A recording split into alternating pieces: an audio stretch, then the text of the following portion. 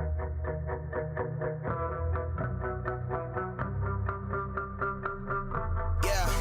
I got the plan, I got the fam, I got the keys, I get the work. I am the man, you know what I'm saying, so leave it to me, cause I get it first. Yeah, whew, I've been going all day, man. Same plan, can't change that. Till I'm riding around, whole squad sitting back, chilling in the Maybach. Yeah, only as deep as your roots go. I don't do corny like fructose. If you got the drama, that's word to my mama, I'll cover you up like a toast. I was last in my past, now you see I'm the one. They say work, never work, if you work and it's fun. We on a winning team, on top where you find us. We can do anything, non-stop till our time's up. We on a winning team, on top where you find us. We can do anything, non-stop till our time's up.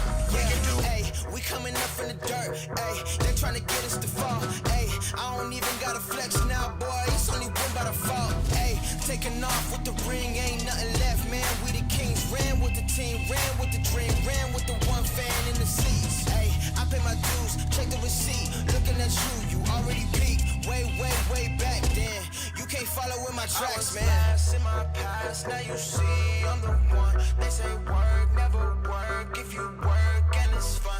We on a winning team, on top where you find us. We can do anything, non-stop till our time's up. We on a winning team, on top where you find us. We can do anything, non-stop till our time's up. We on a winning team, on top where you find us. We can do anything, non-stop till our time's up. We on a winning team, on top where you find us. We can do anything, non-stop till our time's up.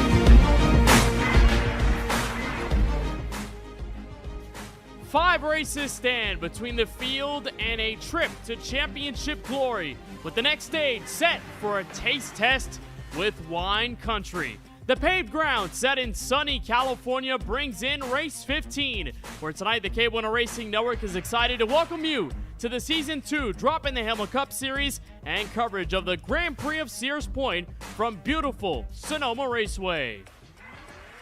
As always, glad that you're joining with us on the KBueno Racing Network. We continue this march to the championship chase for the Droppin the Hammah Cup Series as the season continues to unfold. We're up atop the broadcast booth here in California. I am Kenneth Bueno. Great to have you along with us after what was a great week off for July 4th, celebrating the country's 250th birthday. While Alex Muscarella got to ring in the celebrations after taking the crown at the World Center of Racing for his first career, Droppin the Hammah Cup Series win. And now the field takes to the course that has lefts and rights for the first and only time this season. Very much a curveball on what has been a lot of tracks in the middle of this schedule that are 2 miles and over. But we go back to the West Coast after a trip to the sunny beaches of Daytona Beach and now through Sonoma, California. Very dry conditions, but a elevated racetrack and the only road course schedule on the gear. That is something that's a very big change from Season 1. Pair of road course races at Road America and at Watkins Glen, New York last season. Only one here in 2026, and our first and only trip to Sonoma is going to be happening right here in the heart of the schedule with just only 5 races left. Until the chase begins, we have that regular season finale in the short track, Commonwealth of Virginia, that will be there in early August, and the next few races that will take place at many different tracks across the diverse calendar of this Droppin the Hammah Cup Series. Indianapolis coming up next, the Brickyard race. That happens on July 19th, so we will not have an off week in between this one and the next one, the next Noble 5 race, that one highlighted in red at Indianapolis. So that should be a lot of fun. New Hampshire, a track that one of the drivers in this field very much likes, and Steven Stepien. He's going to try to win a race from there. Nashville Superspeedway the race after, and then of course that Richmond race before. The eventual drivers that make it to the chase end up moving on to that first chase race at the brand new, reconfigured and refreshed Chicagoland Speedway. First time we're at that track since Season 1. It was a very wild race early in that first season where Brandon Banks was able to capture the victory. So after lots of things happening over the last few weeks, and Alex Muscarella being a first-time race winner, that changes things a lot when it comes down to the standings and who makes the chase. 12 drivers in, the rest of them go home. Right now, Cedric Hunter, with all the finishes he's been able to master, he was just a few hundredths of a second shy of another race victory, what would have been a third straight for Hunter, as he now takes the points lead by 4 points over Brandon Banks, who did not show up at the World Center of Racing 2 weeks ago. And so the 5 car tries to catch up here to the 45, who has now become the hottest driver of the season so far. You go down the order and it's relatively close. A lot of drivers that can still make headway in this season. Plenty of drivers who have now ascended up the leaderboard, and drivers like the 94, Jesse Whittington, now surging up to 7th with 453 points. He's hunting down Warren Kyle Keith, who's been sort of topsy-turvy over the course of the year. And then we look at that cut line. Finally, a victory for Alex Muscarella, and it's a little more breathing room to that cut line in the top 12. 27 points ahead of Charles Stevens, the rookie standout who has been trying to just squeeze his way into the Droppin the Hammah Cup Series chase for 2026. And so still a lot to be discovered in this journey to the championship chase, but Sonoma could tell us a sample size of what to expect when a wild card is thrown in the hands of the drivers, and now they'll just have to figure things out as we move on for the rest of this season. It should be a ton of fun. It's going to be a great track to behold, and we're definitely going to be excited to see the rest of the last races tell us the story of who's going to be sort of the top drivers to watch for as the chase comes into play. But we join the field here in beautiful California and in wine country, Sonoma.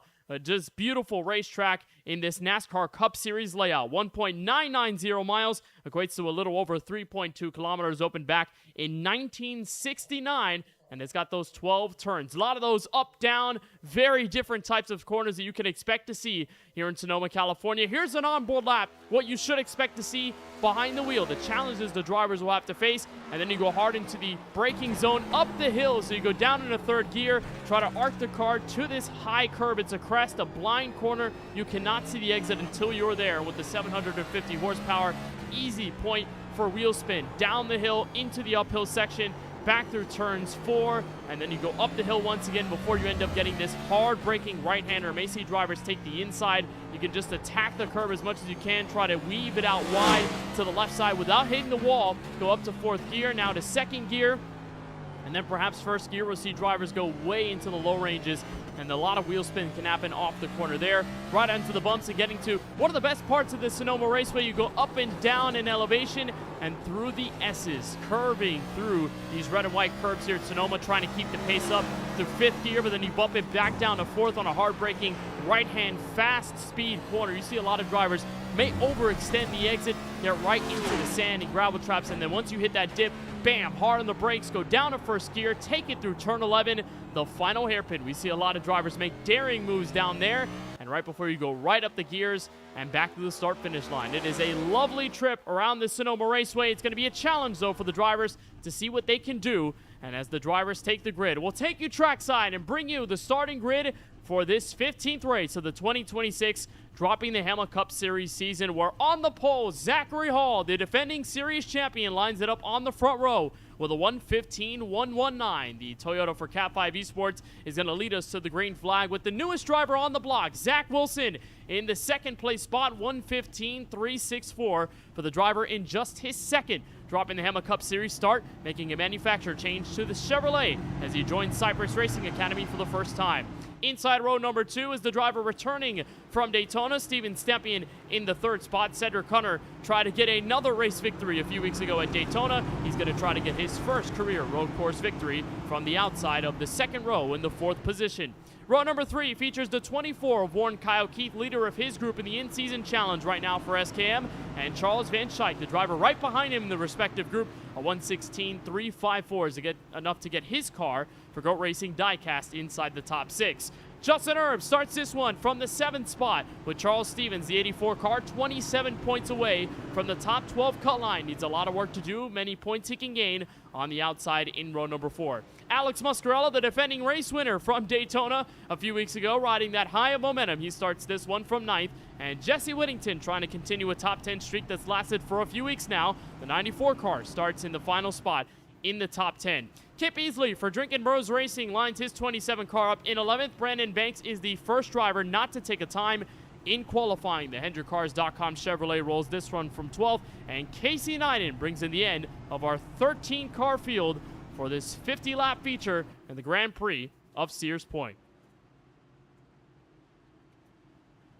So we'll look at our SKM.Cars.com race analysis for tonight from Sonoma and Wine Country. 50 laps, it shortened from 60. It was going to be a longer race, but due to the lower turnout tonight, the admins decided it was fair to just lower the overall count of the laps and mileage, a little under 100 miles here from California and 160.15 kilometers. And we do want to let you know, in this race analysis, full course yellows are enabled. So if there's any sort of trouble on the racetrack, the drivers can be subject to a yellow flag thrown out there. We haven't seen that much in road course racing on the KBueno Racing Network, and not much on iRacing leagues at all on these road courses, but here at Sonoma going to be in effect for the only left and right racing track that we'll see this year. Zachary Hall, an average finish of 2nd on the road courses, finished 2nd in both the Road America and Watkins Glen races back in season number 1, and the defending series champion will be the first driver to see Barney the Flagman take us through the green flag for the very first time here in Sonoma. Road racing for the only time in 2026. Who can make the most of the magic and taste victory? Zachary Hall, Zach Wilson, bring us green flag racing, and there's trouble already.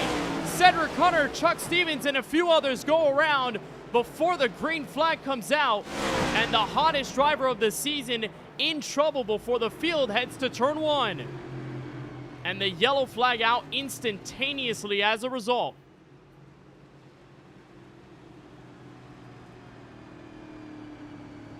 It was immediate contact off of the jump as Cedric Hunter got hit from behind, got sideways, and the admins already threw the first yellow flag of the night before we even got to the uphill crest in turn 2.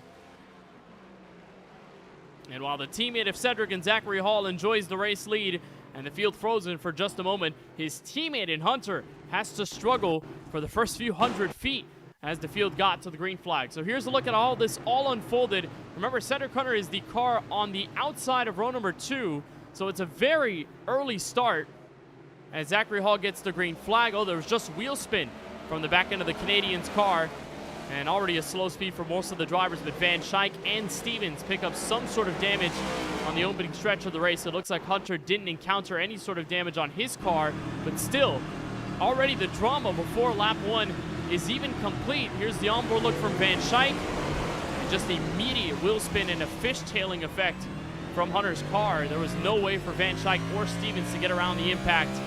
Unfortunately, they're going slow enough to where they don't pick up too much damage on their cars, but will be the opportunity open for Van Schaik and for Stevens to hit pit road for the first time. Just trying to make sure their cars are in tip-top shape before we continue this race. And already on lap 1, you only have 13 cars in this field, so there's only so much you can lose. And we've talked before a lot about drivers who, if they have struggles, they desperately fall through the field, and then they need to really gain that track position back in order to reel in some positive points. For Hunter and gang, it's going to be just a quick pit stop, repair the cars, and they won't go a lap down because of this full course yellow. More often than not, on the road courses, you would just be forced to stay out as long as possible to avoid any sort of falling back in traffic. But it looks like those 3 cars are going to be the trio on pit road as the first lap will be complete. Zachary Hall and company trying to catch up to the iRacing official pace car. But we were under that yellow flag for just a split second there, and it's fully entranced the field as they'll try to pick up the pace car here. There's a lot of drivers making their way, and of course these drivers that have already hit pit road, making sure they can escape in enough time before the pace car gets to them. Casey Nottin being one of them. He just hit pit road now, and the Mobil 1 Ford Mustang will try to rejoin the field from the 12th running position.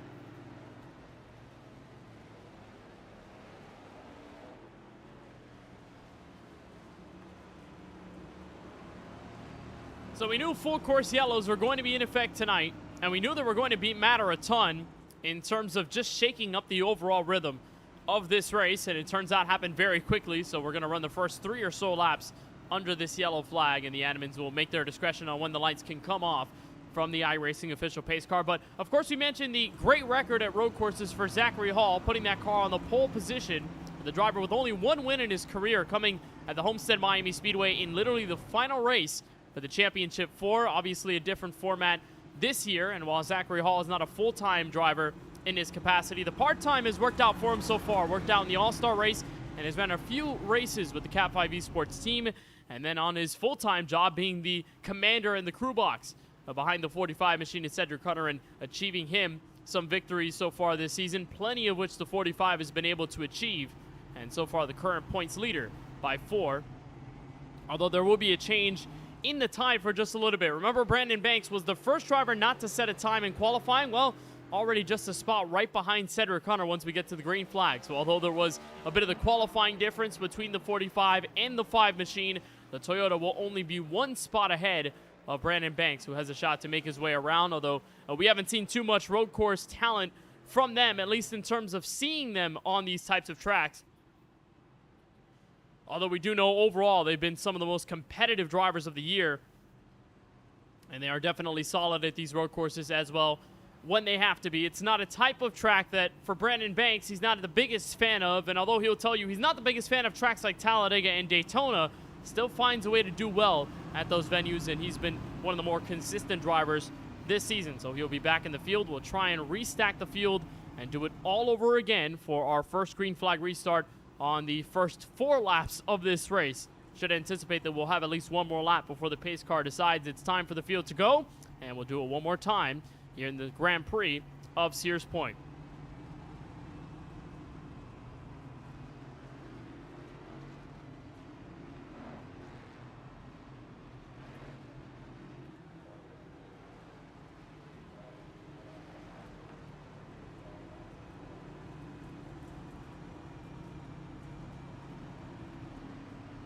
So we'll get the lights off from the iRacing official pace car. We'll do this 1 more time, and we'll be under the green flag once again in the Grand Prix of Sears Point. So after a little while, drivers got their tires warm. Going to be a little easier to go through the gears, hopefully this time around, as the Charlie Bayer Photography onboard look shows you the perspective of Steven Stempien. The red, white, and blue Chevrolet finished 15th at Daytona a pair of weeks ago, celebrated the 4th of July weekend, and back here in Sonoma, California, trying to sweep the California races this season. Picked up the win at Auto Club earlier on this season in a flag-to-flag affair, and obviously not a flag-to-flag affair in the only track that we anticipated we would see no yellows in, but Stempien will restart on the outside of row number 1. Now again, it's going to be imperative to see the difference in lines once we get to this restart. We didn't properly see the field go through that high-end crest of turns 1 and 2 here in Sonoma, but of course you do have the different types of turns left and right while you go up the hill to the high point of the elevation part of it. So Steven Stempien, if he can hang tight with Zachary Hall, he'll have the better line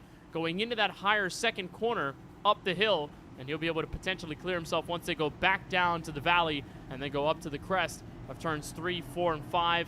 And then you've got obviously the numbered and lettered corners over here on the back half of it in this NASCAR Cup Series layout before we get through the S's. And that's where the field will catch this iRacing official pace car, will go green.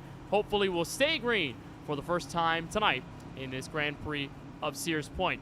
Stempien falling just a bit through the cracks of this Droppin the Hammah Cup Series chase, but of course trying to hope on that this situation on the opening lap of the race with the caution in Cedric Hunter and plenty of high-profile points drivers involved, that Stempien can just take advantage of those downfalls and be able to gain some crucial points in the middle of it all. And we've also discussed the in-season challenge, how that has also played a role. $100 will go to the winner of it all, $50 to the second-place finishing driver in this in-season tournament challenge. It'll be a one-off knockout after the group stage is over here in Sonoma.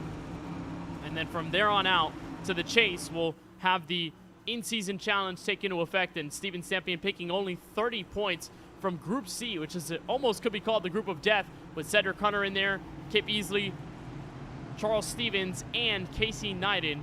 Got a lot of talented drivers in that mix, so Stempien hoping that he can regain some of those crucial points lost from the World Center of Racing and try to pick it up on the road course tonight. 46 laps to go. Lap 5 will kick off. Zachary Hall will bring us to the first green flag restart of the night through the Echo Park restart zone. Green flag back in the air.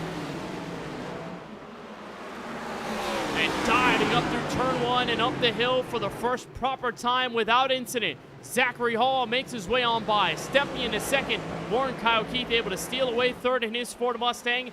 And Zach Wilson falling back to fourth. Side-by-side battle for the top 5. Alex Muscarella and the other driver in there, Justin Erb, the Ford Mustang with the Husky colors on the SKM car, going through 3A and 4A for the first time here at Sonoma. Spinner, Justin Erb going around off the corner, is able to save it.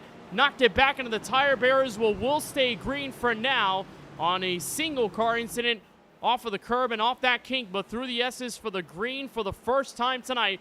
Zachary Hall full in control, chasing back to turn 11.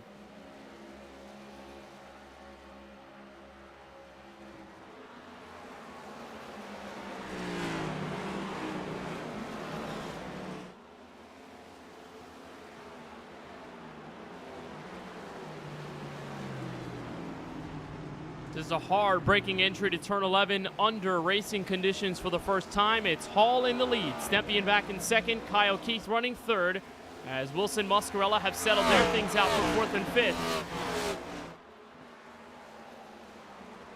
And the rest of the field pushing on as Hall maintained a beautiful line in turns 1 and 2 for the first proper time tonight.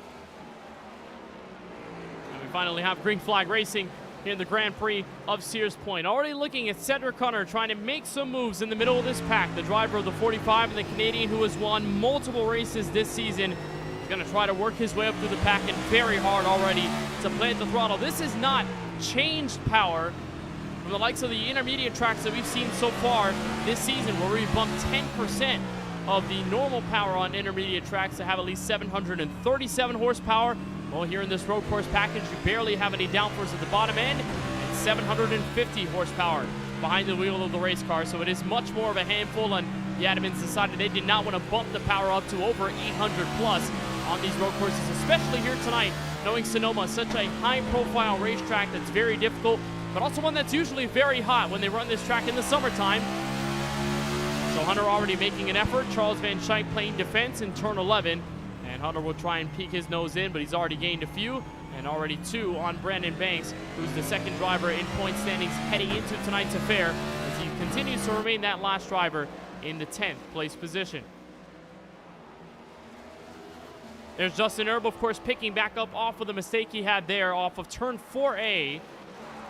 And you do get a heap of the curb there on that right-hand corner, and it is a fast corner up until 7A where you have to hop hard on the brakes, but it can be very easy for drivers to get out of shape as the car oscillates from underneath you, and Erb just lost control of his Ford Mustang. But good news for the 20 car, didn't pick up as much damage as he maybe thought he would, as he just barely backed it into the tire barriers off of 4A, so he was able to slow the car down enough to maybe get a dent on the back end of his Ford Mustang, but not enough to fully take him out of contention, nor hamper too much of the downforce on the rear end of his car. So he'll be able to continue more often than not with 44 laps to go. And through 7 laps, Zachary Hall already putting himself on a stage of his own, nearly 2 full seconds entering turn 11 on the next car in Stepien, who's been able to hold on to the runner-up spot for now. Possible great battle here, building up for third, with Warren Kyle Keith a bit under fire from Zach Wilson.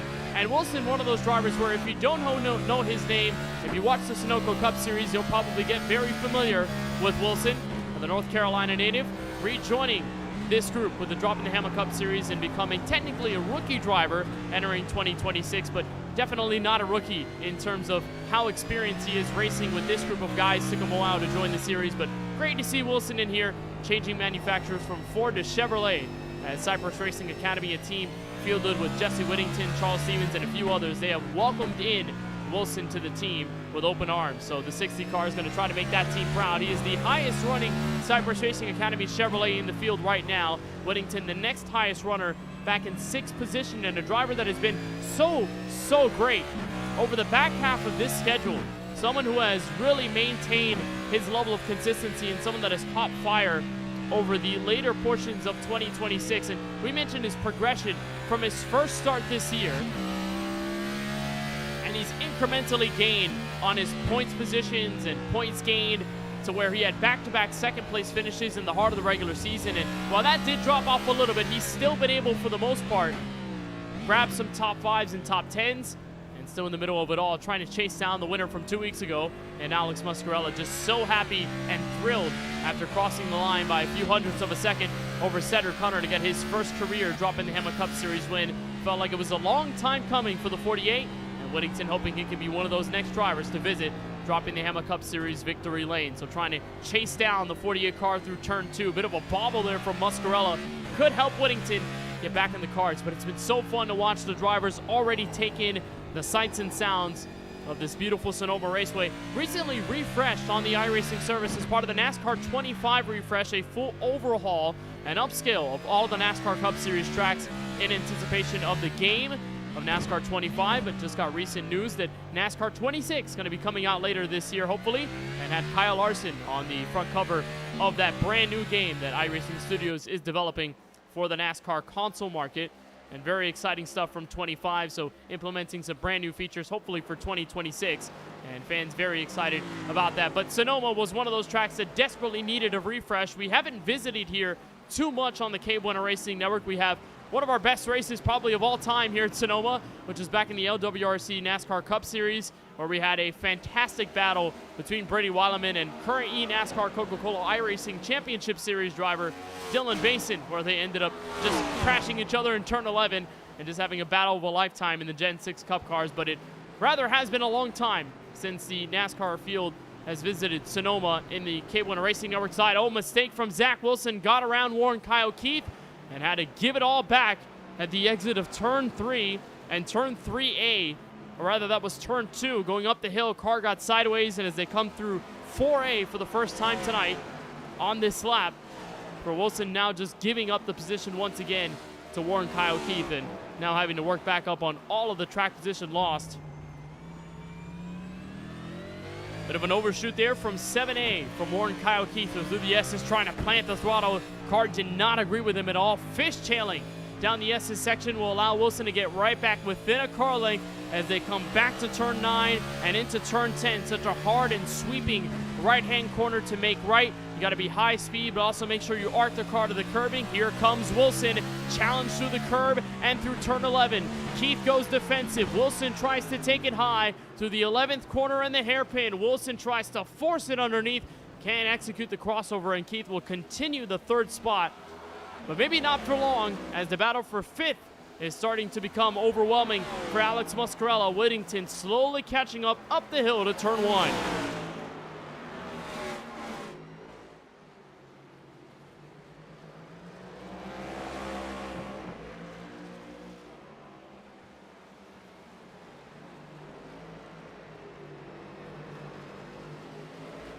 Treacherous around the top of the bumps, and Warren Kyle Keith, the driver who we've seen back and forth through the course of this season, finished third in his second trip to Daytona in the late race regular season format. Again, we mentioned one of the closest finishes of all time in series history that happened at Daytona.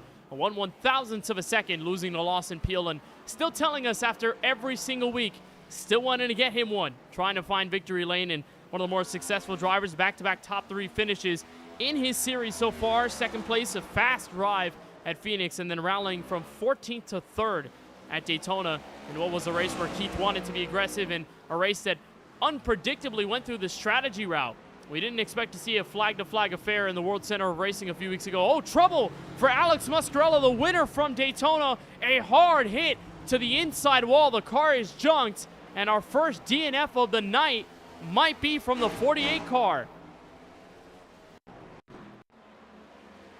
And it was trouble off turn 10, holding off Jesse Whittington. Looks like he got a bit of the sand on the outside of the racetrack. You see him washed wide. Car steps out, tried to plant the throttle, and it just unravels from into him. A hard hit. Cedric Hunter barely getting out of the way, squeezing through the cracks.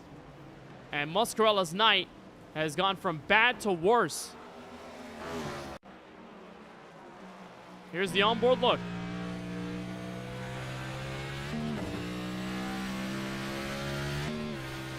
It's just so easy for a driver to make a mistake on this high-speed part of the track. You dump down in the fourth gear and you think you have the car turned, but this boat of a race car sometimes doesn't want to do such a thing.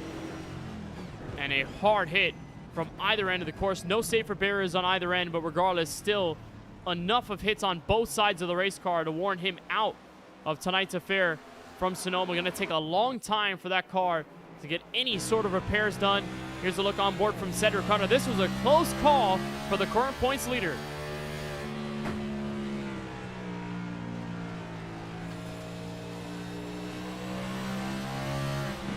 A hard hit, hard on the brakes for Hunter, just barely squeezing by as Muscarella came to a dead stop right before the entry of turn 11. So the driver who's moved his way up into fifth, and Hunter, and the six-time winner this season, is going to weave on by. Whittington also able to escape the madness and did lose the spot in that fifth spot to Cedric Hunter. So he'll try to catch up to Zach Wilson. A little under 3 seconds before he can make his way to catch the 60 car, who may have encountered trouble as well. Maybe connection issues for Zach Wilson as he was trying to catch up to Warren Kyle Keith.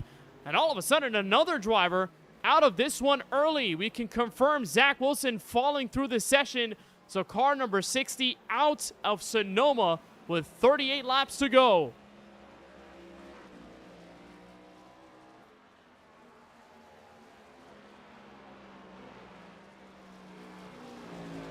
So in the blink of an eye, two drivers out of the Grand Prix of Sears Point with 38 laps to go. It is still a long way left. Stempien has overshot turn 11. It can allow Warren Kyle Keith to get back in the mix to fight for second. The onboard with Stempien.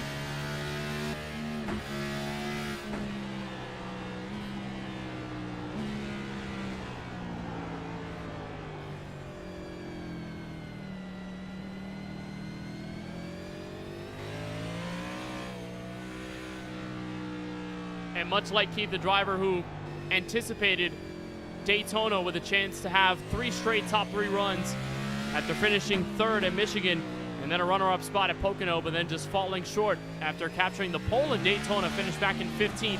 And now all of a sudden under fire, heavy pressure on the rear end of the Chevrolet. Keith tried to punt his nose in through 7A, couldn't get through. Now they go through turn 8, turn 9, and turn 10 through the S's.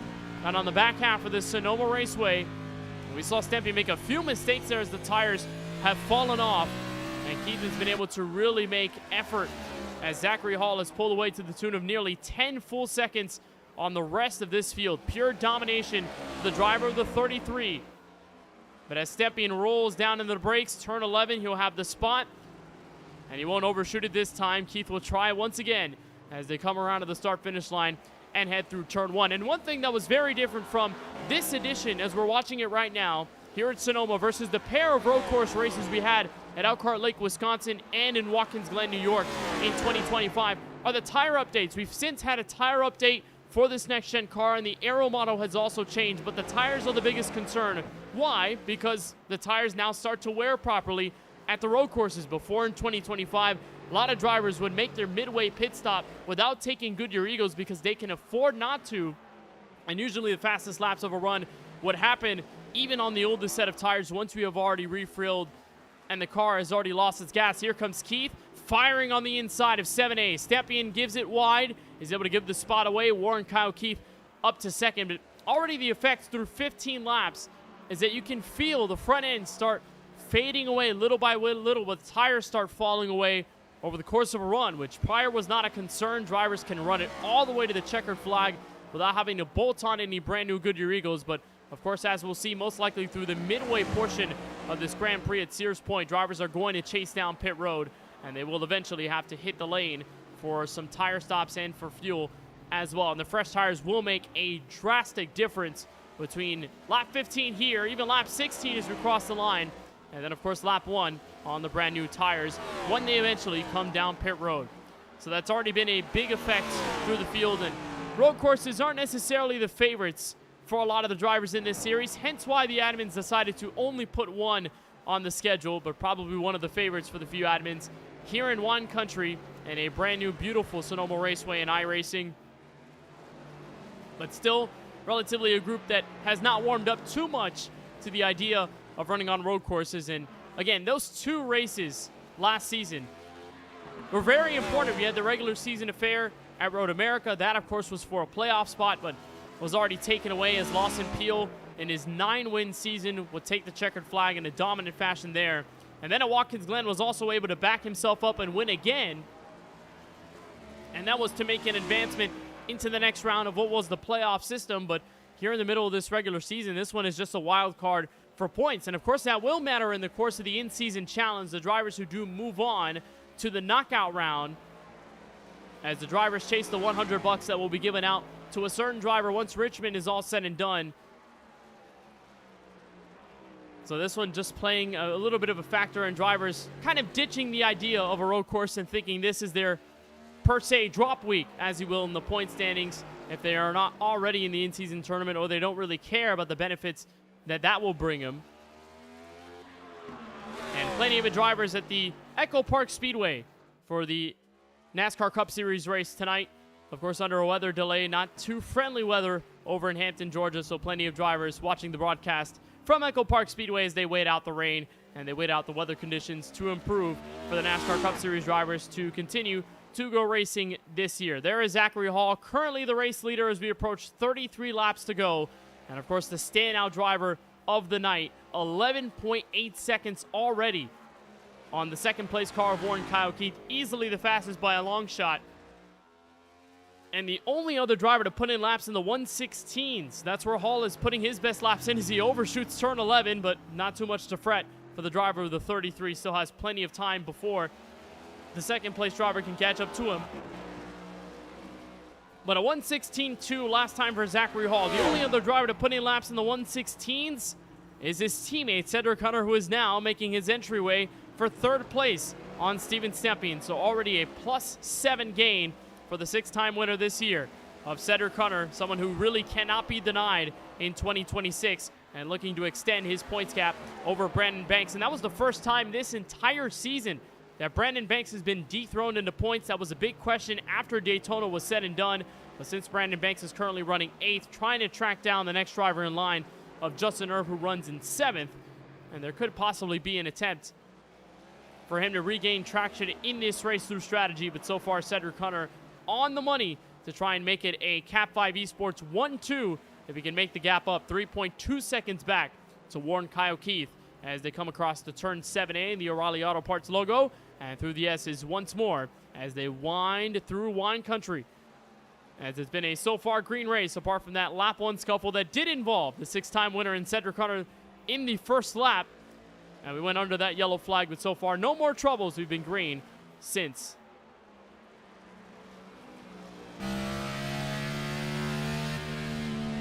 As the onboard look, the Charlie Bauer Photography onboard camera with Jesse Whittington.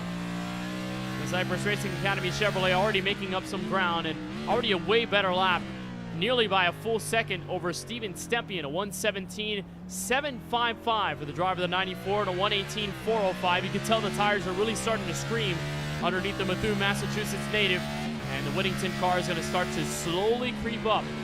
Faster by a few tenths the last lap, matches Stepien, in fact a little bit slower, 1:18.473 for the 94 machine, but a beautiful look at how this car wraps through the first two corners at Sonoma. When you run up the hill, go under the braking zone, down through the valley, then up to the crest again, trying to plant the throttle as soon as you can, but try not to catch too much wheel spin.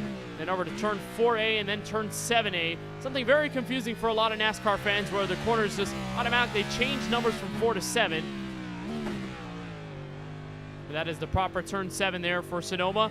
And then right on through the S's, one of the faster parts of the circuit, trying to cling on to the curbs as much as you can. And those curbs were smoothing out through this NASCAR refresh in late 2025. Those used to be way more harsher to hit with this next-gen car on the older scan of this Sonoma Raceway.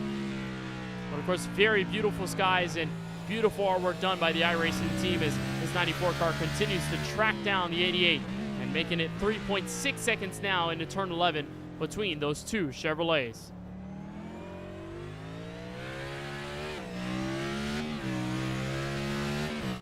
So at the moment, no stopping the driver right on your screen. Zachary Hall has so far been not denied at all through the course of this race. 20 laps have gone here in Sonoma County. We are ready to bring you more coverage of the Droppin' the Hammah Cup Series in 2026, and race 15, the Grand Prix of Sears Point, continues on the other side.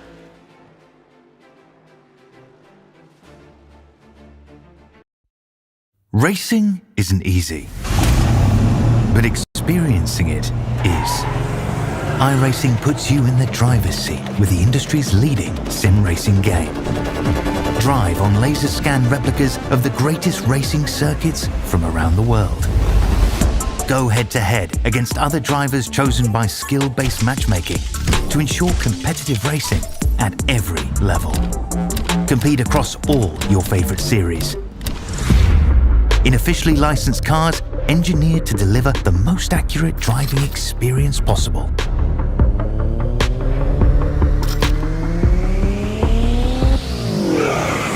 Join a race or host your own with players from across the globe. Race against the computer or in a league with friends. Feel the thrill behind the wheel. Visit iRacing.com.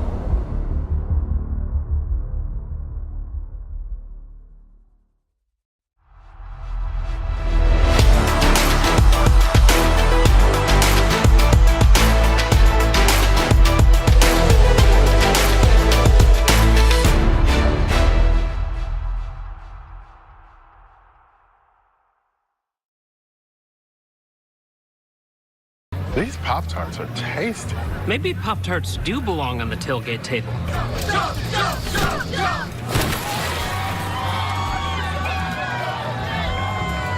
Pop-Tarts, a lineup you can eat. There's only one fuel that can drive the performance you demand from your car. New 94 Octane, the highest octane on the market, only at Sunoco. And back live from Sonoma Raceway as we bring you coverage of race 15 of the Droppin' the Hammah Cup Series in 2026. And our coverage on the KBueno Racing Network, looking on board with Brandon Banks, the driver second in points, as we continue green through our 22nd lap and encountering potential stops on pit road. We've gone green so far since our lap 1 caution that brought the field under the yellow for the first and only time so far tonight. But since we've run clean and green, Zachary Hall has been in command since the run-up to the green flag. 12.3 seconds on Warren Kyle Keith, who has since snagged second. Zachary Hall's teammate Cedric Hunter has rebounded from 10th on the initial restart to 3rd, as he had that spin on lap number 1 to bring out the opening yellow. Steven Stepien has dropped back to 4th. and Jesse Whittington trying to track him down. He's under 2 seconds on the fellow Chevrolet. Those two may engage in battle for 4th place. So we talked a little bit about strategy as Whittington wobbles it wide there in the braking zone, turn 7A, and continues on his way, trying to track down Steven Sempion in 4th. But tires and fuel will be a concern over the course of the night. Of course, we mentioned that tires before did not used to be a concern, and Sonoma and road courses of the same in the NASCAR Cup Series circuit on iRacing because of no update to the tire wear. But now that since the tire wear has been implemented on these types of tracks, you do need to visit pit road for fuel and tires. Now, will it be for 2? Will it be for 4? Who's to say for a bulk of the field? But of course, the idea still will be strategy on the minds of the drivers in the field. They will look to try and visit pit road at least once tonight and try to make it to the end. But understanding they have already gone 23 laps under a tank of gas, we can anticipate they can make it a little around halfway, if not a little more than halfway at lap 25, and then just be able to make that one pit stop and chase to the checkered flag. There's 100% fuel on the drivers' fuel tanks, so there is a bit of a longer fuel window to expect with these Cup Series cars across the board through all the tracks that we visit. We've seen a lot of leagues where the league admins will bump the fuel tank down to 75%, and that will change things a little bit. But for the most part, 100% fuel can take you a longer distance, and so that is pretty comfortable for the drivers, not have to worry too much about strategy, just worry about not wasting too much time on pit road.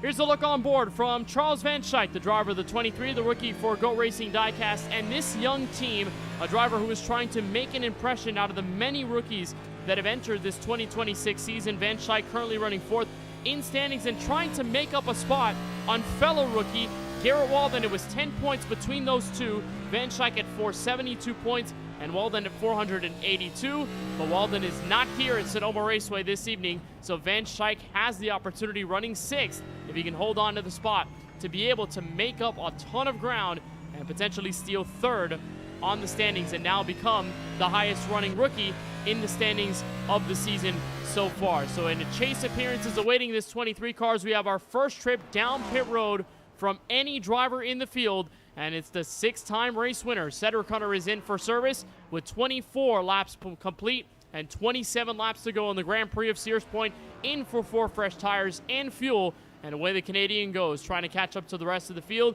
So with that undercut strategy, who decides to pit next? Going to be a big question mark as this 3-way battle for 5th continues on through 4A and 7A. Van Schaik has been keeping up the defense for this long, but how long will it last? The last time by, Herb was just a hair faster at a 119.182. Van Schaik clocking in a 119.250, with Brandon Banks not too far behind in his Chevrolet, trying to regain some track position and make sure he can retake the points lead over Cedric Hunter. That margin going into this race, only 4 points. So it will matter a ton for the Myrtle Beach, South Carolina native to make his way on forward. And if he can grab a 2-for-1, especially here under strategy, may make a bulk of a difference. None of them come in on pit road. Zachary Hall is a full half a track ahead, and the rest of the field have not decided to make their trip yet. So far, only Cedric Hunter, the driver on pit road. Another driver in that time by looks like Casey Ninen, driver of the 28,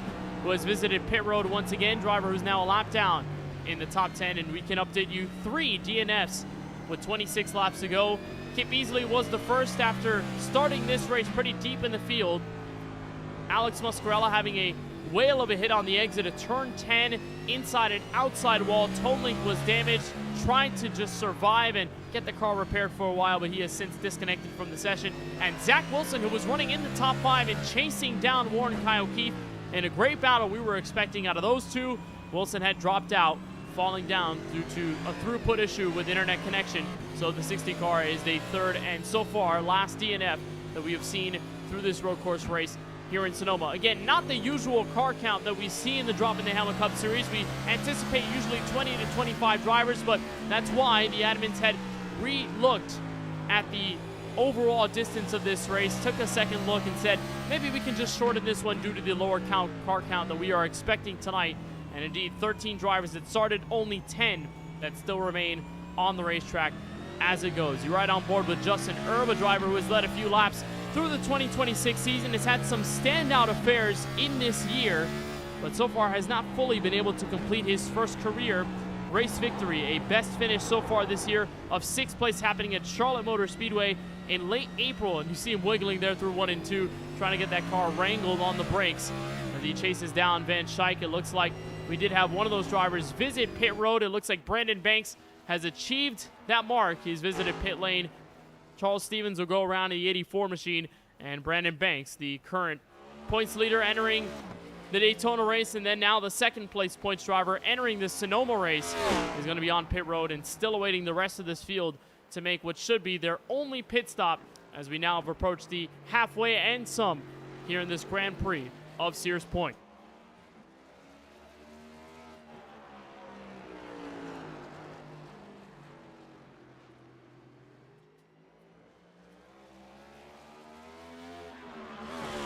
So far, not to be denied, is Zachary Hall, as he leads by a near margin of 15 full seconds on Warren Kyle Keith, and just eclipsed that mark, 15.4 for the driver of the 33. He has achieved ultimate dominance and a full clinic here in wine country, so it looks like going to be hard to beat that 33 unless there is a mistake or two on the racetrack. But we've noted the faster cars in this field have been the Category 5 Esports Toyota Camrys. Zachary Hall and Cedric Hunter are the only ones in this field that have been able to run laps in the 1:16 second bracket. Everyone else has been in the 1:17s or slower. And you look at Warren Kyle Keith, who is running 2nd, trying to achieve his 3rd straight top 3 of the season. The driver of the 24, the driver from Florida, has only been able to master a 1:16.3 as his best lap, but since now running a 1:17.3 as he's fallen a full 2nd, not visiting pit road this time by. You can get really close to those tire barrels in the braking zone for turn 11, and we see a ton of passes happen around that part of the racetrack. It's the hard braking zone. You really can't make a difference through the S's, so you just have to lean on where the slowest parts of the racetrack are and where you can make a dive on the inside or sometimes the outside. We've seen plenty of great battles happen here at Sonoma over the last few years. Here a trip on pit road for the race leader, and for the first time tonight at lap 28, we have a brand new leader here in Sonoma County, and it's Warren Kyle Keith, although it won't last for long. Keith has not visited pit road yet, but Zachary Hall will fall down to 3rd. As a result of his trip down the pit lane, Steven Stepien will regain challenging position in 2nd, although it will not be most likely for long. There's the fresh tire car of Hall, that white, yellow, orange, and blue Toyota Camry in the distant background, and that's what's trying to chase him down to make a move and potentially have the calling card go on for Stepien and Keith to eventually hit pit road for the first and only time tonight. There's Jesse Whittington, that 3rd car in the background, not too far away from Stepien. We noted that Whittington was just a hair faster as Hall breaks loose at the exit of turn A. Turn 7A had to save it there. But Whittington is making up ground on Stepien, and so if there is a potential change of the guards as Hall gets around on the fresher tires, that could allow Whittington to just sneak in a little bit closer as the strategy encounters them. And maybe if they hit pit road at the same time, they can escape at the same time and be able to make up track position. So Stepien will give way. He'll take it driver's left, enter pit road for the first time tonight. Whittington will not, so there will be the change in track position for 3rd. Whittington will be able to squeeze on by. Hall makes his way to 2nd, and Warren Kyle Keith remains out on this long overcut strategy. He'll go with at least 21 laps to go before entering pit road. And of course, once that all happens, that will eventually change back the control of this race to the driver of the 33. Still, this 23 and 20 car battle remains intact heading back to turn 1, and not too far behind them is Cedric Hunter, that bright pink Hello Kitty Toyota Camry in the background off of turn 2. So up the hill, there may be a chance for the 45 to make an effort, try and regain the track position, move his way up to 4th, and possibly up to 2nd if Zachary Hall is able to fully cycle through and Hunter's able to gain more on Warren Kyle Keith with this attempt to stay out just a little bit longer. But as Keith comes around this time by, staying driver's left, but just peeking down to the right, so he'll stay out the extra lap and will remain with the 24 car in control of this Grand Prix from Sears Point, while Van Schaik remains on this defensive stance, has not allowed Herb to get any closer than at least a car length in any one of these corners. But now the fresh tire car is approaching. How different will that play out for the 23 and the 20? The prancing horses will be intercepted by a Toyota through turn 10. Van Schaik makes his way through. Herb carrying speed right behind. Will any of them hit pit road? The answer is going to be yes for one car out of the 3 in this group. Erb is going to make his way in. Van Schaik will stay out. And in turn, Cedric Cutter will now make an attempt at weaving his way into the 4th spot, looking for net position number 3 with 21 laps to go.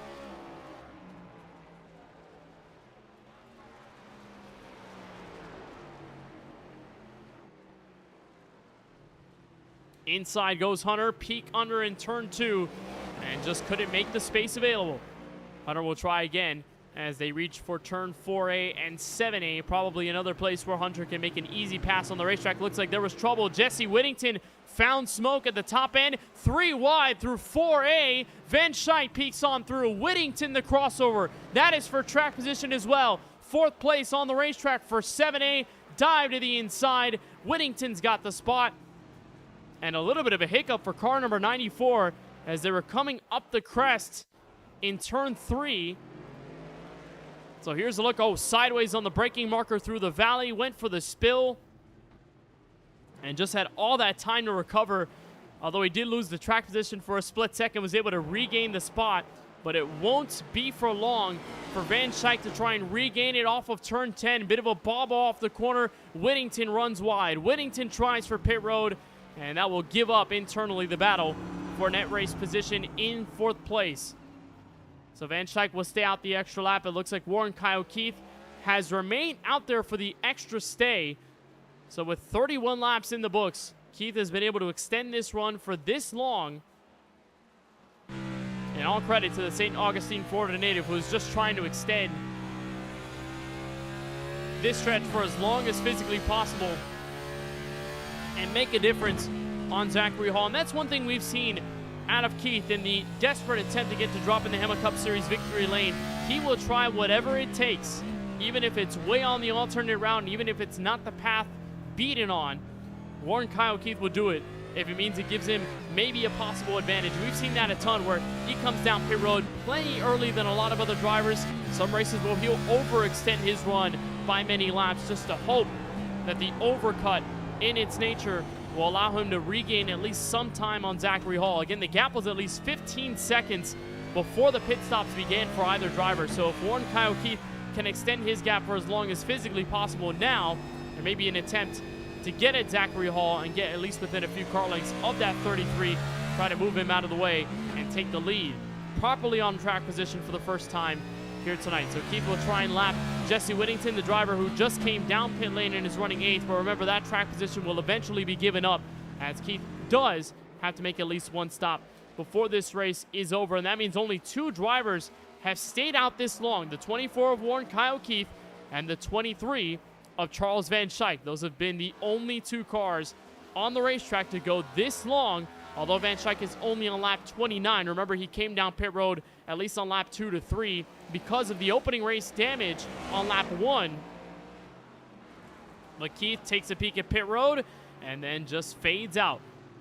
So Keith will stay out the extra lap, although the gap is decreasing between the top 2 by a large margin, 9 seconds in closing in for the driver of Zachary Hall, who's a full 2.5 seconds faster than Keith at the cross of the last lap. Now 3.5 seconds faster than the driver of the 24 as we come across the line. So there is going to be at least a change in the hands once that 24 car is on pit road. Just an attempt to try something different, but at least the 24 car can guarantee for the moment net race position number 2 as they come back across the line. And once this field fully cycles out from Sonoma Raceway. So as Zachary Hall continues to run second, he will be the net race leader once this cycle officially runs through. And as the field continues to run full song here in Sonoma, let's take the sound up and crank it up here on the KBueno Racing Network.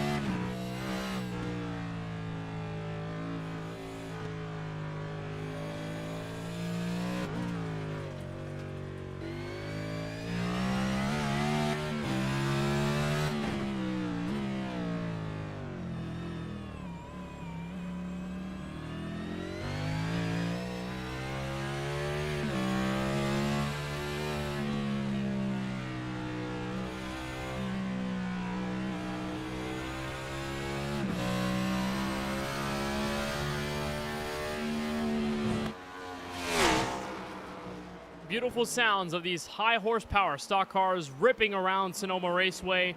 And with 14 laps to go, we are in the home stretch with our only road course race of the season almost complete.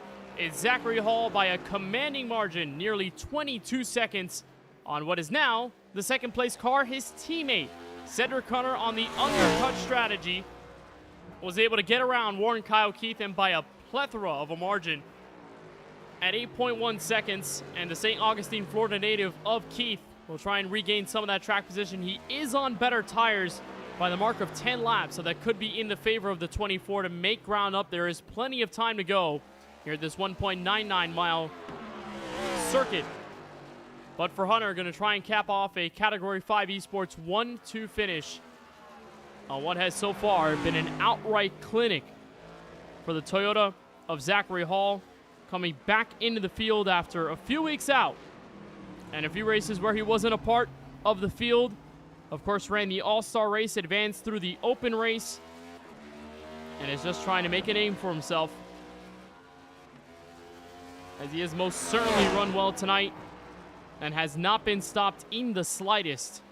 This freaky fast Toyota Camry has exactly been that, very rapid and very quick, and now setting some of the fastest lap times we've seen on the fresher tires. 1:15.981 for Zachary Hall. It has been unprecedented for the driver from North Carolina and his Canadian teammate Cedric Hunter, a 1:16.382. Only other driver in the 1:15s, Warren Kyle Keith, just pushing and hustling his Ford Mustang Dark Horse, 1:15.385, as this car has crossed the start-finish line.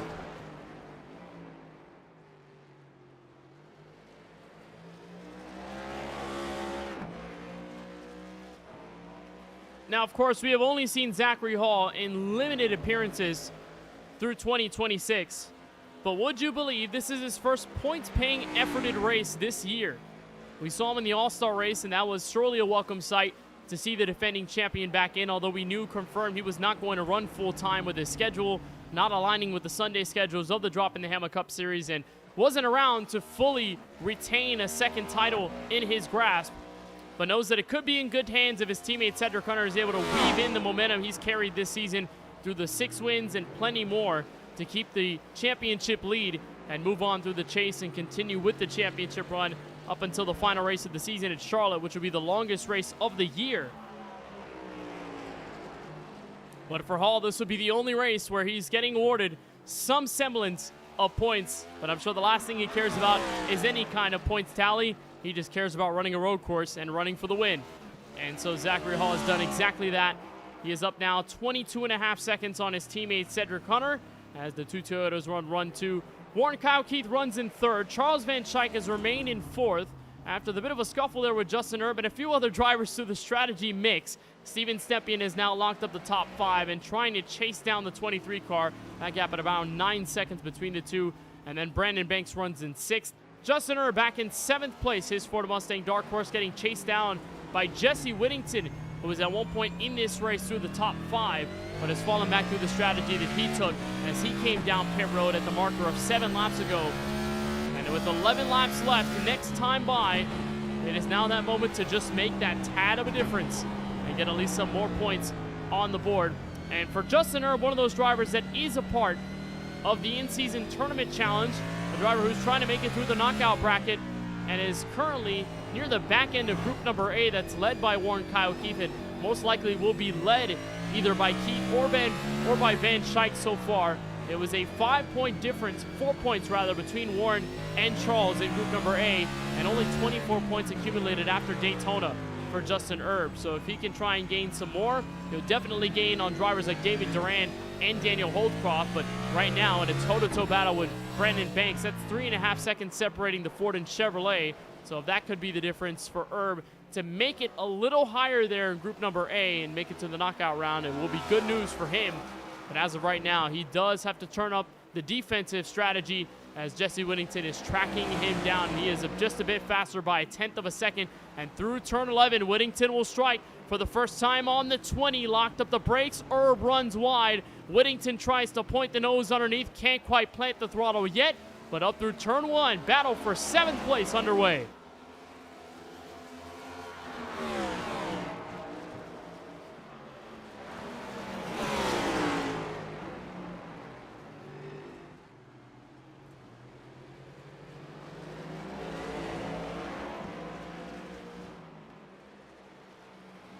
Whittington still within grasp as they come through to 4A. And a chance on the hard braking zone for 7A. Hard braking right-hander, try to attack the curb. Whittington's there. He remains within a car length, and you see the car up the road. That is Brandon Banks, so we could easily have a three-way fight for 6th place before this is all said and done with under 10 laps to go. And right now, it is all Whittington trying to get in the way of Herb and make him flinch through this technical part of the Sonoma Raceway, up the hill through the S's and into turn 10. We saw that big mistake from Alex Muscarella and a mistake by a few others who have run wide, just haven't been able to pinpoint the car to the very inside of the racetrack. Turn 11 is where Whittington made his last strike. He dives deeper this time in the final corner through the hairpin. Crossover attempt as they came through the final corner. Justin Herb is back underneath, swinging by. And what a battle we have for 7th. The leader is right behind them in Zachary Hall to lap the drivers. But well worth of a fight this is to watch with 10 laps to go.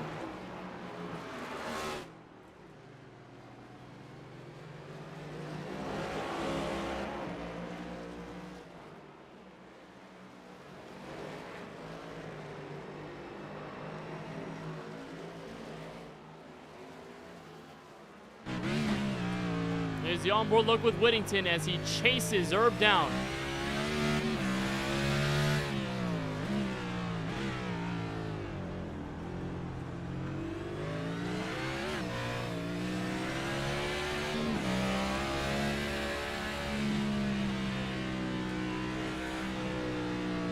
Just how hard Whittington has to work behind the wheel of his sim rig, and definitely likes to run up the force feedback, and Sonoma not shy at all to show you any of the bumps on the surface, even though this track was smoothed out. Turn 11 was the point where Whittington made his strike. It was on the inside last time. It's on the outside to try and make the crossover happen off turn 11. Cannot quite get there once again. And will take this next lap once more behind the rear bumper of the Ford Mustang Dark Horse. What a defensive drive this has been for Justin Herb, but Whittington still doing anything he desperately can to make any kind of difference. And by the way, those two drivers are faster on the racetrack by nearly 2 full tenths than Brandon Banks, who's running in 6th. So lo and behold, this could be a three-way fight once more. And the real question becomes, if Herb catches on to the 5 car sooner, does it become a struggle for Herb to get around? And if that does become a struggle, does that in turn become the transfer point for the momentum to swing in the favor of this 94 car you're riding on board with right now, to be able to take a 2-for-1 and gain a max amount of points and continue a streak of top 10s that has now stretched more than a few races in this 2026 season, as Whittington has fully solidified a point in the Droppin the Hammah Cup Series chase after being on the bubble in the top 12 a while back, but has since fully extended his gap and made himself a little more comfortable. Meanwhile, the battle for 4th creeping up at the exit of turn 11. Charles Van Schaik, Ford Mustang Chevrolet for Steven Stepien running 5th.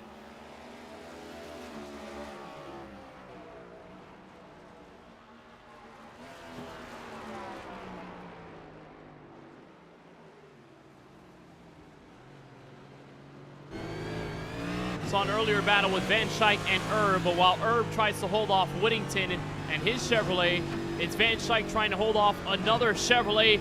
Bumper there, chrome horn, and the exit of turn 3. And the difference on these two cars for tires, it is plentiful. Van Schaik came down pit road that one time in this race, but he has not pitted since. He's been out 40 laps on his tank and on the Goodyear Eagles, while Stepien, of course, came down pit road at lap number 30 of this race. So plenty of tires that are in the favor of the Massachusetts native, who is just right on the rear bumper through the S's, curling to the inside, having a chance to make it side by side through the S's and into turn 10, and the Bass Pro Shop Chevrolet sneaks on by. Stepien moves into 4th.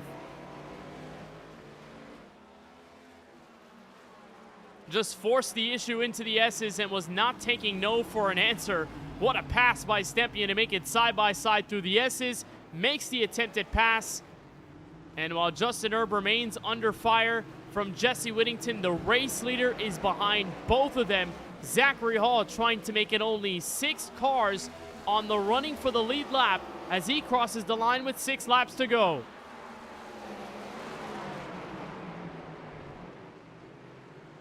And meanwhile, all of them are catching up to Brandon Banks. So the driver second in standings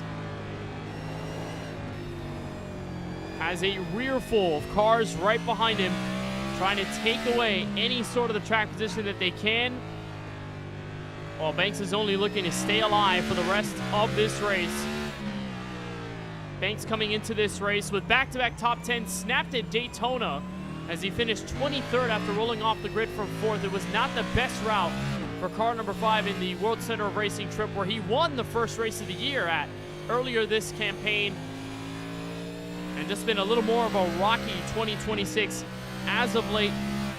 But that Daytona finish was only his second running outside of the top 10 every single other race. And that does not include Talladega Superspeedway, where he finished 15th. Those have been his only finishes outside of the top 10 all season long. So it's been chinks in the armor for the 5 machine. But the 20 and the 94 are slowly hunting down, while Van Schaik has fallen back in the background. It looks like there was trouble for Van Schaik earlier in this affair, while Stepien got around for track position, and now the running for 5th, 6th, 7th, and 8th could be all up for grabs inside 5 laps to go.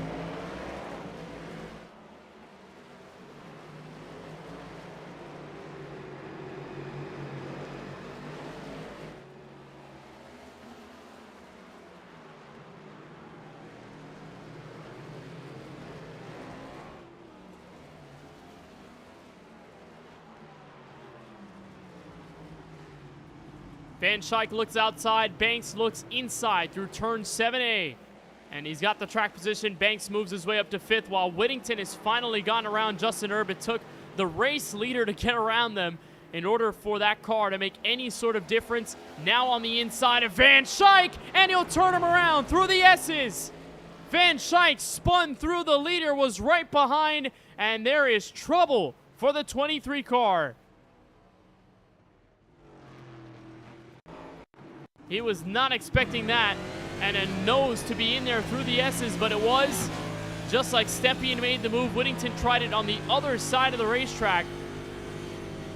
And while Hall was putting on the pressure, Whittington got the heap of a run, made the move on the bottom. Van Schaik tried to close the door, but it was no match, and just sliding through the sand and the grass here in Sonoma. Van Schaik drops a few. He's back to 8th. And on the oldest set of tires in the field, we'll just try to nurse this thing home for the rest of it all, as Zachary Hall has gotten around Jesse Whittington, make that 5 cars on the lead lap with 4 laps to go. And what an absolute drive it's been for the driver of the 33 tonight. Has only given up the race lead for strategy, but ever since retaking it on the net position when Warren Kyle Keith eventually visited pit road,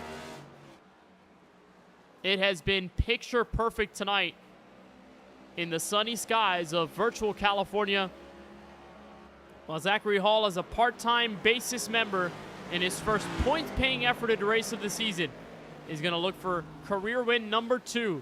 Only race victory in his career was that championship ceiling win at Homestead Miami Speedway at the end of season 1. We knew things were going to be different. We were guaranteed a different series champion after Hall announced he would not be back on a full-time basis for 2026.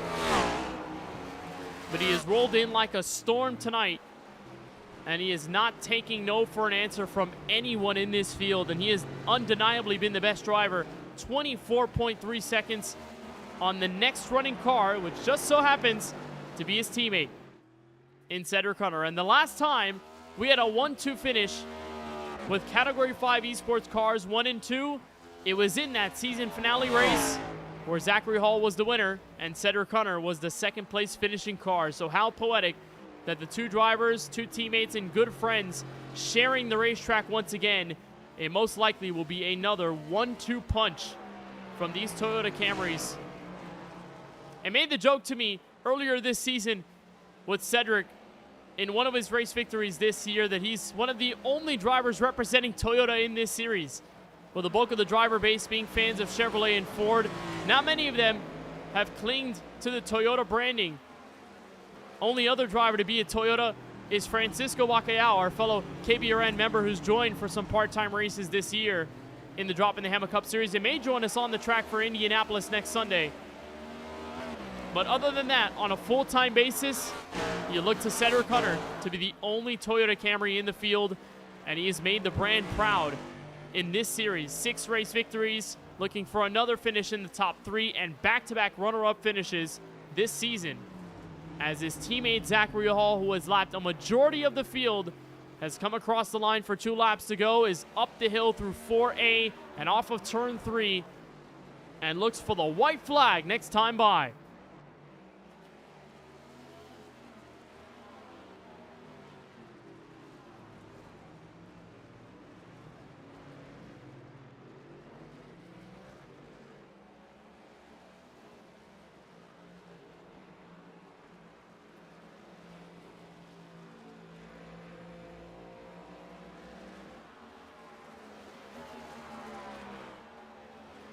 There's Banks and Whittington in the background. That battle still underway for 5th.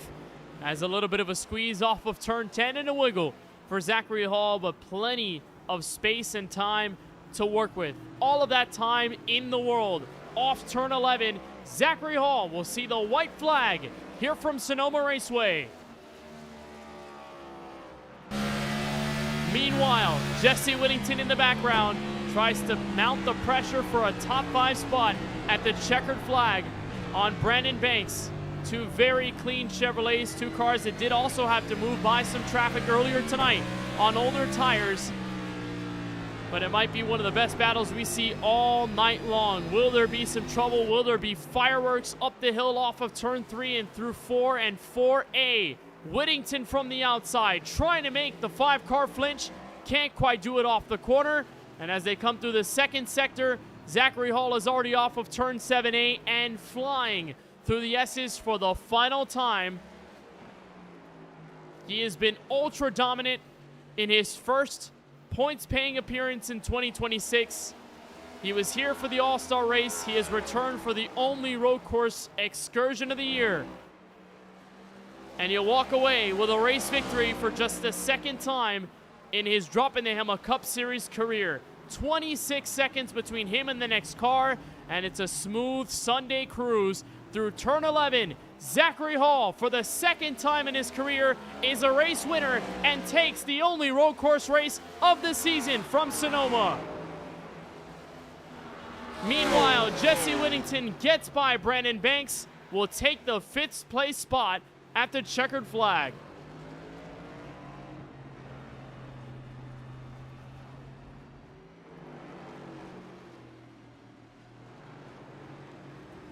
What a drive from Whittington. Hard work pays off. A top 5 for the 94.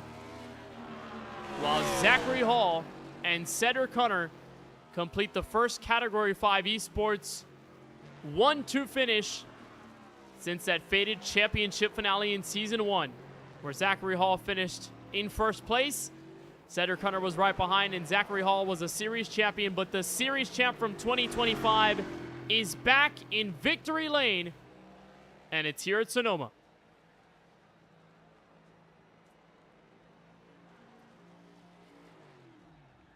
Only 4 cars finished this one on the lead lap. Hunter in the runner-up spot. Warren Kyle Keith to close out the podium here in wine country. And Hall will celebrate off of turn 11 and on the front straightaway. Sure, his teammate will most likely join him in the festivities. But it's the first time since Homestead, Miami in Season 1 where this 33 car will get to taste the victory lane. And his teammate Cedric Hunter is right there to join him while Hall is waiting. Those 2 cars were waiting for a moment like this. The 2 friends working together all season long to get Hunter in victory lane 6 times.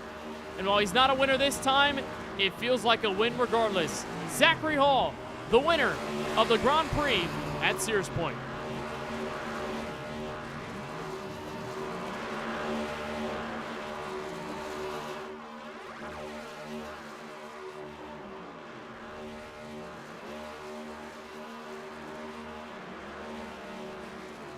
Beautiful sight. Cedric has credited Zach Hall many times on race victories. Where strategy meant a ton, it's Hall on the top of the box in the regular season races that has helped Cedric Hunter maintain his cool and be as best as we've ever seen him in this series. But this time, Hall gets to take the spotlight while he takes the steering wheel tonight from Sonoma. Race victory number 2 of his Droppin' the Hammah Cup Series career. As Cedric Hunter will wait on the starting line of the Sonoma drag strip, Warren Kyle Keith will join in. The two drivers will take a trip down the drag strip and try to race each other in a straight line after a long race tonight. And after one with a 33, and the rest of the field will celebrate in a very clean, near flag-to-flag affair here in California. Let's get a look at the unofficial race results after 50 complete laps, and many of them under yellow in the first sector, but the rest went green under strategy. Zachary Hall, the race winner, second career W with Cedric Hunter, his teammate right behind. Again, the first 1-2 finish between the two teammates since the season finale at Homestead, Miami last year. Warren Kyle Keith gets to continue his top 3 streak as he finishes this one from third. Steven Stepping gets back on the top 5 mark with a 4th place finish. Jesse Whittington wraps up the top 5 and is the first driver 1 lap down tonight. Brandon Banks ends up this one in P6. Justin Err back in 7th with Charles Van Schaik behind him in 8th place. Chuck Stevens back in 9th and Casey Knight in the last driver in tonight's top 10. The final 3 all suffered DNFs for different reasons. Zach Wilson had an internet connection problem and fell through the session. He runs this one in 11th, with Alex Muscarella and Kip Easley not going too long before their races came to a close tonight.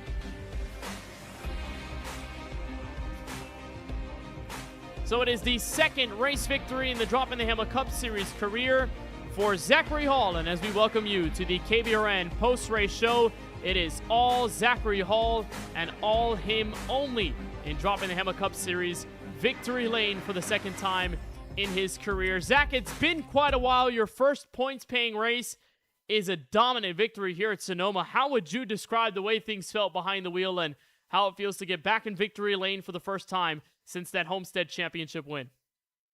Oh, it's awesome, man. It's awesome to be back, first off. Yeah, I was trying to knock off the rust tonight.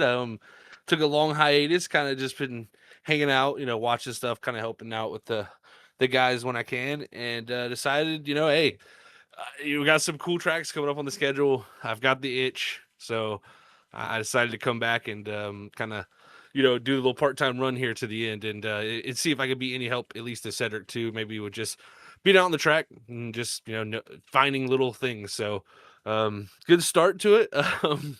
Definitely didn't expect to win by that much tonight. I was kind of just coming in here just saying, nah, I don't know what's going to happen, just because this is probably my favorite road course racetrack out there. It's one I probably perform the best in stats wise. So I was, not trying to put pressure on myself just from the past. And even had Cedric last week saying in his interview that, I was for sure going to win. So I was like, oh, just putting it all on me, with my comeback. But luckily, it all worked out. And I really liked how the car drove tonight. It was really, really difficult. So we talk about Sonoma, we talk about road courses. We don't often associate road courses in most leagues with yellow flags, but you had to encounter that, your teammate getting in a bit of trouble on lap number 1. But then from there on, it was smooth sailing. What did this car feel like in the undulations of Sonoma? We had a relatively hot track temperature as well tonight. So what did you feel behind the wheel that was the challenge that you had to master throughout the course of the race? Yeah, it was really interesting. That start, like you said, I got the early yellow. That kind of threw me off because I was like, oh no, this is going to go through a second restart. And personally, my first jump on the restart was not great. I immediately wheel spun because I was in first gear. I just didn't really know what to expect. I was like, the RPM's real low. So I was like, maybe second's going to bog. And I didn't want to get jumped there because I knew if I just got clean air and kind of could run my pace, I kind of probably could get away from everyone and just kind of have a way smoother selling race if I did that. But tried first. Cedric did too. And unfortunately, I think he went a little too far with the first gear, and he lost the rear end and spun it out there. So yeah, that was definitely an interesting moment. But the car overall driving wise was on the interesting side because again, I haven't really been racing a lot, and now we have the 750 horsepower package, which is awesome. The lower downforce with the diffuser kind of cut away a little bit. Really changed how the car drove, in my opinion. It was a little bit back to more the older style of man, the tires really faded away once they got hot, and it was really being consistent and just kind of hitting your marks with the hot tires. That was the critical point, I think, throughout the race. The first run, I really focused on the left rear because like my left rear tire has always been like the number one thing in my mind when I come to these racetracks at Sonoma. Is there's so many right-handers that you have to put power down to that. I was like, the left rear has to be main priority. And then as that first run went on, I kind of realized that the front tires were a big priority too. So that second run was way better. Definitely felt way more comfortable in the car, and I think it definitely showed with the pace there. Want to flesh out a little bit more of that relationship between yourself and Cedric Hunter, and you've already talked about it. Cedric has already discussed it multiple times, giving you credit when he's in victory lane. He's won a lot of races this season, and a lot of that has been thanks to your expertise on top of the box. So what has then perspective been like from that side of it, now being a driver tonight, but the relationship you two have on the same team and trying to be successful in this series as a whole? Yeah, it's always fun with Cedric. I've been racing with him since 2017 as a teammate, so we're almost going on 9 years, almost 10 years soon. So I think it really shows. We kind of like know exactly what each other are thinking before it even happens, and not and it's not even necessarily we tell each other like, hey, do this, do that. It's kind of just the vibes almost, just everybody having fun, bouncing off each other every now and then. And if you do ask a question, we're both like just open books. It's just all about helping, your fellow drivers as much as you can. Because in my opinion, like, yeah, you could save your tricks and your little secrets and stuff and be, in your own little corner, so to say. But I'm one of those guys that, man, I'd rather like give the secrets out and you're gonna give the tips and tricks that I kind of work for me, and then hope to get it in return, of course, just to better everybody. So definitely makes the racing better, makes everybody faster, raises the competition level. So I'm always happy with that. So me and Cedric, it's also to be back driving because I got to help him a lot. I feel like in the just spotting, because I know that could just be nice to have someone in the background just kind of giving you the picture when you don't see it. So that was fun, but definitely watching him gave me the itch, and had to get back out there. So man, I'm excited to get started off with the win. I mean, crazy to say that like this is the second one I got after the championship season I had last, the one I was here last season. So definitely happy to add a second one at least to the total, because I felt like I gave a lot away that last season, but luckily we got the championship. So hopefully Cedric will be able to wrap it up, and hey, I can help him out as much as I can. Well, the one-time appearance, even if it's once, it was still a great one to see you here, Zachary, and a huge congratulations on tonight's win from Sonoma Raceway. But before we let you continue the celebrations, before you help Cedric Hunter try and win a championship this year, anybody you want to give a shout-out to or thank for the run?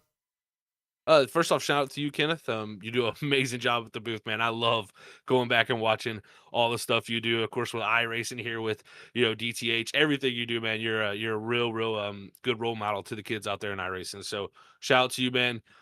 Also shout out, of course, to Cedric. He's always been one of my best buddies out there, and it was great to be out on track with him tonight.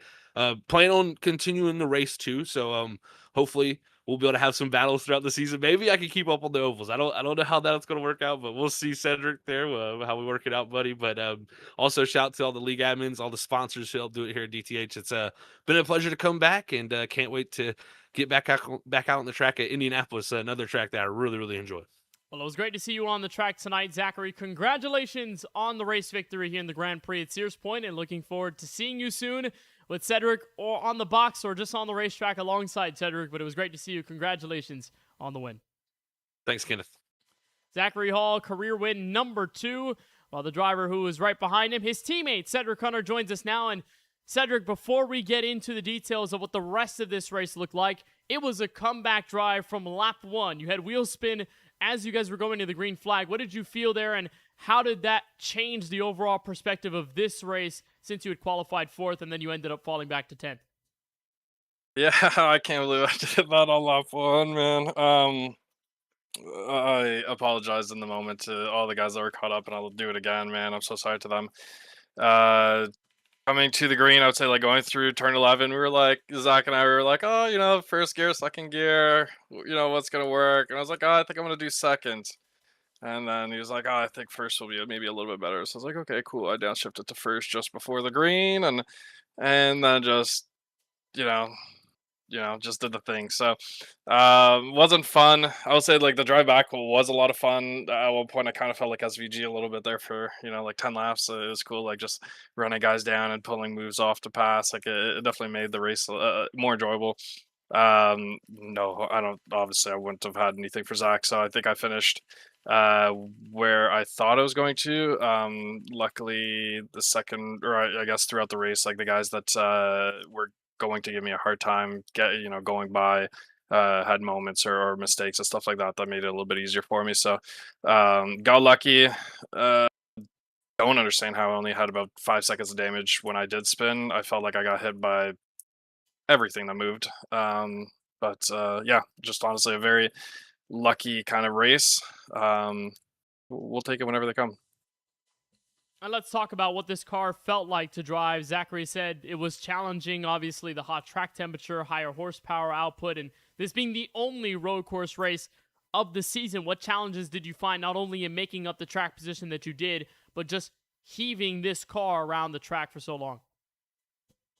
Yeah, like cold tires are definitely. I mean, I guess let's start with last season when we did race road courses. Like that was back when you could go an entire race without taking tires, and the tires didn't really wear at all. And that was the last time I'd done a road course race in these cars. So actually getting to experience cold tires for once under green flag conditions was interesting. Like when I came out, obviously I wrecked myself at the very start of the race, but then like even on the green flag stop, like coming out there, I was skating around, man. Turn 10 for 3 or 4 laps in a row, I was fully, I was yawing the rear end way further than I wanted to. Like it was just sliding. Uh, but then on the longer run, as the kind of the pace started slowing down and stuff like that, I felt like it drove more consistently. Tough to drive, but I think I was expecting honestly the rears to be dead in this race, and it kind of went the other way around where it was so hard to turn on long run. So, anyways, the car definitely had character, so it was fun to drive tonight. So moving on in the next race, we don't have a week off this time around, so it's straight into next Sunday. Indianapolis Motor Speedway finished third behind your teammate Hall and Steven Maggio last season. So what do you expect to see from that specific race as you try to continue your dominant push at the top of the points leader? Yeah, I expect hard racing. I don't remember how the cars raced there, but a lot of fast drivers in this league. I think obviously we're gonna go out there and try and win the race and try and win money. I think the Noble 5 is next week, so and we're in it thankfully. So we're gonna go out there and do our best that we can to walk away with a little bit of a payday. But by no means do I think it's gonna be an easy one. Uh, there's guys out there that I know for a fact that they had to have the race circled. So we'll be on the lookout. Like you said, I guess Zach was really fast there last season. I'm very curious to see how he's going to do back on the ovals. Man, I've been begging him to come back for so well, honestly, since the off season. And he is kind of he was really sticking to his guns about taking a break and stuff like that, and he was kind of just fed up. And we ran in the Gen 4 league that kind of demoralized him, and we didn't obviously like the cars. So I was trying to boost him up to just be like, it's a different car. We'll get back out there, man. Like we'll get the confidence back up and stuff like that. And then when you decide to come back, I saw on the calendar what race it was, and I was like, damn, there goes my chance for a win. So, anyways, great win for him tonight, and we'll try and I guess we'll see how he does for the rest of the season on the ovals. That's the part where there's a big question mark, but I think give him a couple weeks and he'll be right up there, and possibly winning races before August comes around. Well, a great finish tonight. Second place here in wine country. Before we let you go, Cedric, on the runner-up spot, I want to give a shout-out to anybody that makes it possible here tonight. Yeah, man. Huge shout out to all the guys that did show up tonight. To the guys that couldn't, obviously there's other stuff going on. The race, which actually the real life race, which I'm curious to see how that's going. Huge shout out to you, Kenneth, man. You're awesome. Everybody tells you because it's true. And I love everything that you do with the broadcast and stuff like that. So as always, really looking forward to going back and rewatching this race, even though maybe obviously there's less cars on track, but you bring excitement to it. So yeah, huge shout out to you. Huge shout out to the admins too that make all this possible, man. All the fans out there for tuning in. My beautiful wife and daughter for supporting my racing. And shout out to Zach, man, freaking first race back and already in victory lane. Well, Cedric, I appreciate you and Zach's very kind words and the kindness extending to you and Zach putting on some great races so far this season, and maybe the battle will continue at Indianapolis next Sunday. But in all seriousness, Cedric, congratulations on the second place finish, and we'll see you in the field at Indy on Sunday. I appreciate it, man. Have a good night.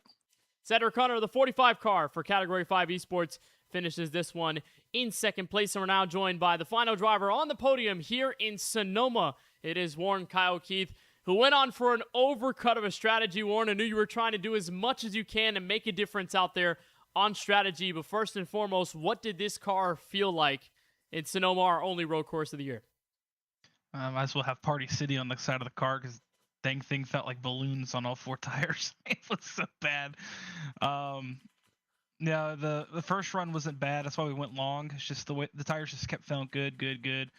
And then the lap before I pitted actually is when I think we ran like a 118. That was just when the cliff hit. The car just was undrivable. So the tires do hit an absolute cliff after gradually coming down. So that's at least good to know.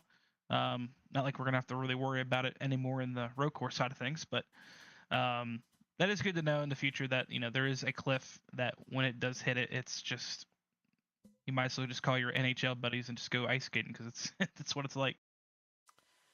And for you, the strategy itself was very different. Did you have it in mind to overcut it from the start, or did it just sort of lean into a proper overcut given the structure of the race, the limited amount of drivers tonight, and just the overall gaps that were across yourself and the other drivers in the field?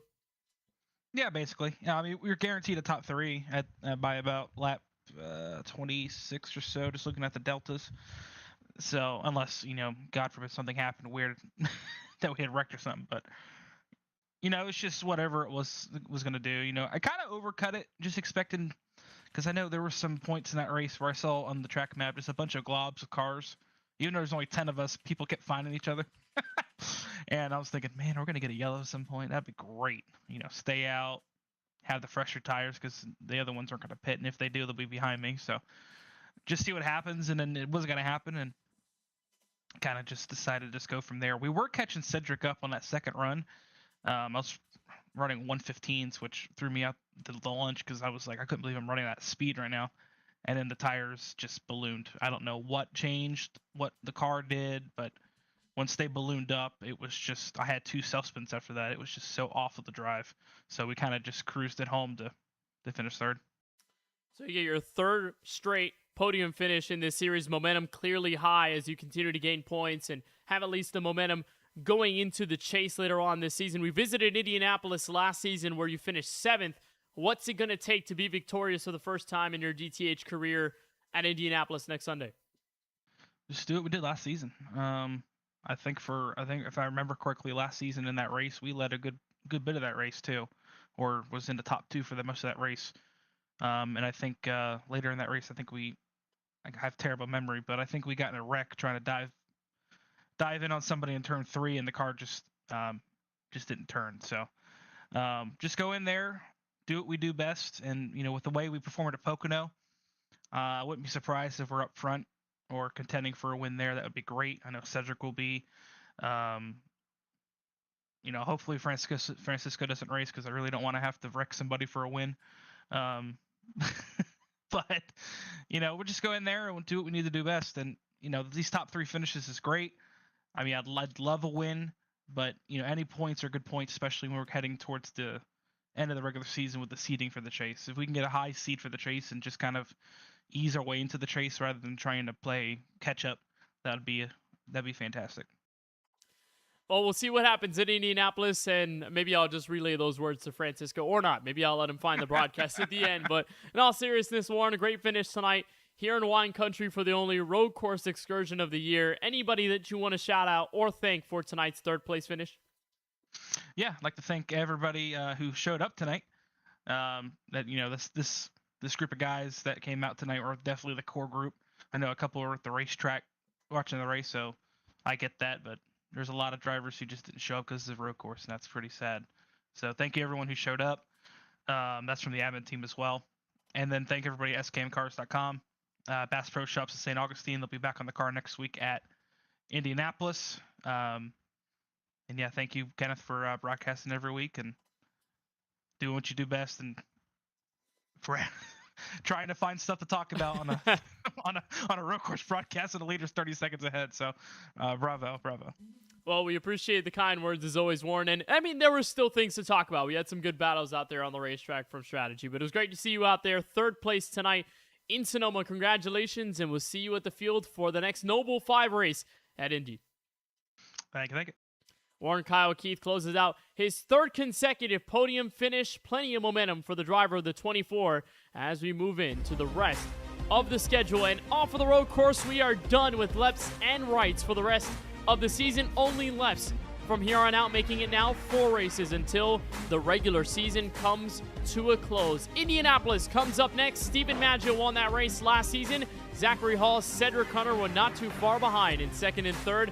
And as the 2 drivers dominated in wine country this evening, possibility for Cedric or Zach to get another race victory, or can someone else take away the crown and make it a spoiler of an effort? We can't wait to see you there next Sunday, July 19th at 8:30 p.m. Eastern, right here on the KBueno Racing Network YouTube channel, as the coverage continues through the regular season and through the start and the end of the chase from Chicagoland to the Queen City, and the finale in October at Charlotte Motor Speedway. So Indianapolis up next, New Hampshire after that, and then we just continue on through the Music City and then the Commonwealth of Virginia to close things out. But it's been a great schedule so far, and we're glad that you joined us tonight in our coverage for the Grand Prix at Sears Point. A huge shout out to Steven Stempy and Warren Kyle Keith and all of the admins that make this Drop in the Hammah Cup Series go around each and every Sunday. And on behalf of all of the wonderful people at the KBueno Racing Network, for Francisco Bacallao, Charlie Byer, Keelan Belsha, Eli Carmerford, Nate Polite, and many others, I'm Kenneth Bueno, waving so long from California, where we'll be heading to the Brickyard next Sunday. But until then, it is Zachary Hall on top of the Drop in the Hammah Cup Series World. The defending champion is the winner at Sonoma.